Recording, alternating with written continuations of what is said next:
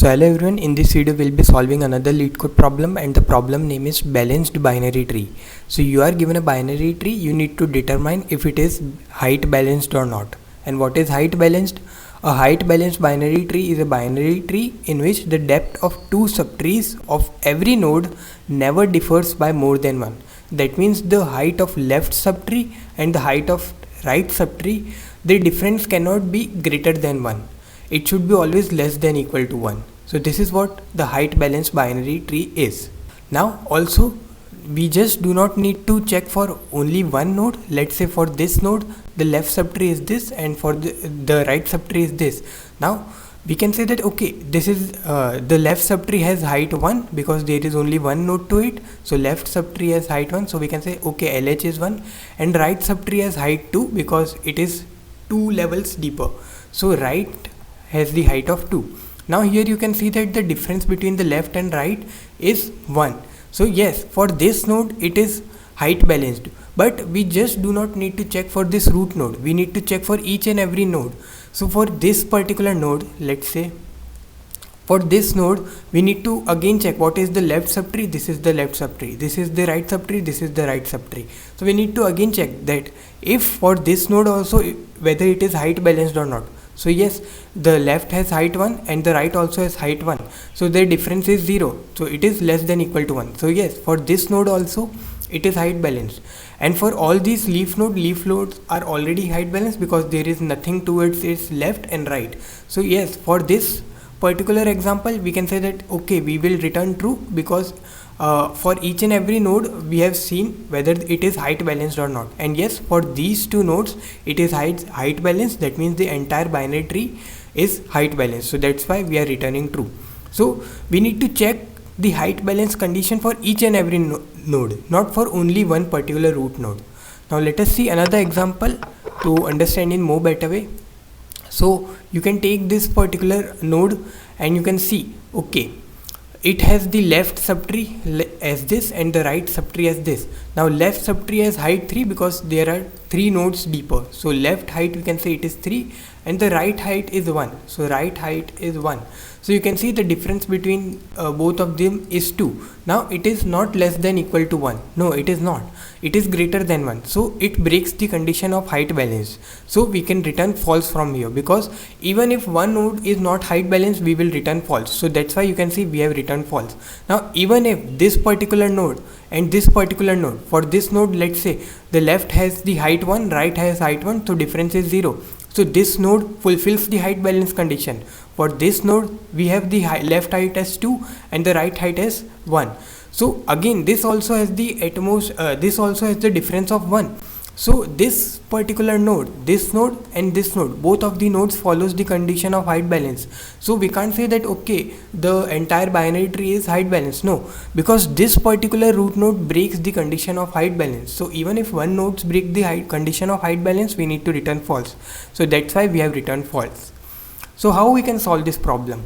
So the brute force way is to go at each and every node and calculate the left height and right height, and then we will check okay whether the left height minus right height or the absolute difference between the left height and the right height is less than equal to 1 or not. So in the brute force manner what we can do, so let me just show you here. So let's say this is the node, this is a kind of binary tree given to us. Now for each and every node we will calculate the left height and we will calculate the right height. So first we will calculate the left height and we will calculate the right height. Now we will check whether for this particular node the difference between the left height and the right height is less than equal to 1 or not, or the absolute difference between the left height and right height is less than equal to 1 or not. If yes, it is well and good, we will check for the other nodes. Now for again if we will go to this second node, we will again check what is the left height, what is the right height. So you see in the brute force manner, so it is a brute force approach. So you see we are going at each and every node. We are going at each and every node to check whether from this particular node the subtree is balanced or not.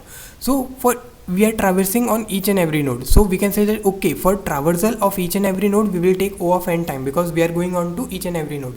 Now inside that each and every node we are calculating the left height and the right height. So let's say we are at the top. So if we are at the top, we will calculate the left height and right height again. So it will again need to traverse all the n nodes except for the node itself. So to calculate height, this is for traversal of each and every node. And for each and every node, we need to again traverse inside it to calculate the height. So to calculate the height, it will again take O of n, time complexity. So to calculate height, it will again take O of n time complexity. So for each and every node we need to check whether it is a balanced or not, or whether it is height balanced or not, and to check that we need to calculate height inside it. So the overall time complexity in the brute force approach will become O of n square. Now this is the brute force approach. We can still optimize this. How we can optimize this? You can see for this node we are calculating the height, for this node we are again calculating the height. So what you can do, we can traverse from the bottom, and let's say we check for this particular node whether it is height balanced or not. We check for this node whether it is a height balanced or not. We check again for this particular node whether this is height balanced or not. Now when we come at here, we don't need to calculate height again. What we can do, for the child node we can just return the height. Okay, so for my part this is the height, and for same for the right part it will return the height. Okay, from my side this is the height, from the left side this is the height. So when we come on to this upper node or the parent node, we already have the left height and right height which is being calculated by the child node. But you will say, but then how we will check whether it is balanced or not? So simple, if the left and if the absolute difference between the left height and right height is less than equal to 1, that means it is balanced. So in that case we will return height of the subtree of whatever we have, either for the left part or the right part. So in that case we will return the height. But if this condition doesn't hold true, that means it is not balanced. So instead of returning the height, what we can return, we can return -1. If it returns -1, that means it is unbalanced. So we can say, okay, if we are getting -1, that means the node below it doesn't satisfy the property of height balance. So that's why we are getting -1. So no need to check further. We can just return -1 to the upper part. But if we are getting an actual height which is a positive height, or 0 also in that case, or I mean to say, even if we are not getting -1, that means we are getting some height. So in that case we can check for the parent node also whether it follows the property of height balance or not. So for each and every node, what we can do, we can traverse from the bottom side and we can return whether this is height balanced or not. If it is height balanced, we can return the height. If it is height balanced, we can return the height. And as we go upwards, we can add 1 to our height, because we are always getting one step forward. So if it is height balanced, we are returning the height, otherwise we are returning -1. So let me show you the code also. It will be more clear to you in terms of code, because it is always in recursion it is more easy to understand in terms of code. So this is the optimized code. So I have not given the code for the brute force approach. This is the optimized solution, and we are just returning the root node from here. We are checking whether from the root node we are getting -1 or not.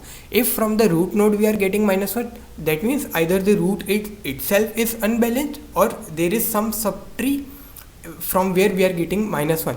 And if we are getting -1, that means it is unbalanced. If we are getting height, that means it is balanced. That's why we are getting height. So what we are doing, if it is not equal to -1, that means we are returning true. If it is equal to -1, we are returning false. So that is what we are doing. And what we are doing in this checker function, we are just either returning height or we are returning -1. So if root is null, that means we need to return 0, because it will not have any height. Now we are calculating the left height and right height by going towards the left and right. Now when we get this height, now after this recursive call, we will get the height for this particular node. Now when we will have this left height and the right height, we will check whether we are getting an actual height or not. So if left height is -1 or right height is -1, that means either on the left side it is some unbalanced part, or in the right side it is some unbalanced part. So that means there is one node which is unbalanced. So the entire binary tree is unbalanced. So that's why we are returning -1. Otherwise, if none of them is not -1, so we will have some value inside this left height and right height which can be greater than equal to 0. So we are just checking whether for this current node it fulfills the property of balanced height or not.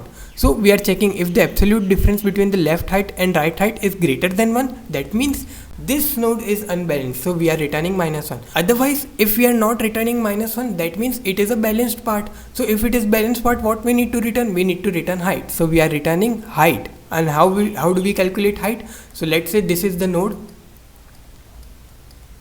So for this particular node, what will be the height? Whatever is the maximum of the left part or the right part. So maximum is this. In this case, the left part is 2 and the right part is 1. So we need to take maximum because height is what? Maximum thing. So we will be taking 2 plus this particular node itself. This will also contribute +1 to the height. So it will contribute +1 to the height when we will go upwards. So whatever is the maximum of left part or the right part, that +1 for this current node to calculate its own height, that we will return the height to the parent node. So if it is unbalanced, we are returning -1, or if it is balanced, that means we need to return height, so we are returning height. So it will keep on going for each and every node. And since here we are not calculating height like in other recursive call, we are calculating height also simultaneously. So the entire time complexity will be O of n only, which is one single traversal for each and every node. So the overall time complexity for this optimized approach is nothing but O of n only. So I hope you understand this solution. Thank you for watching.